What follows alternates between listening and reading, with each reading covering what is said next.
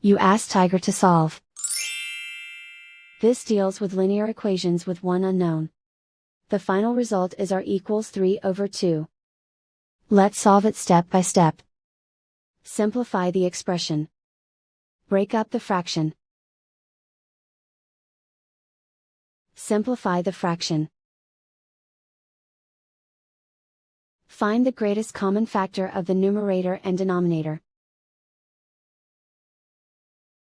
Factor out and cancel the greatest common factor. Group all constants on the right side of the equation. Add 1 to both sides.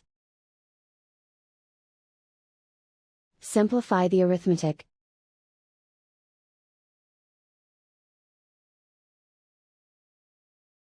Isolate the r.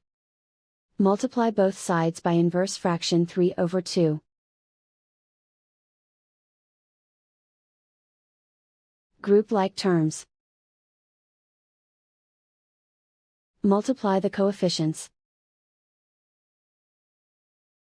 Simplify the fraction. Remove the ones. And so the final result is r equals 3/2.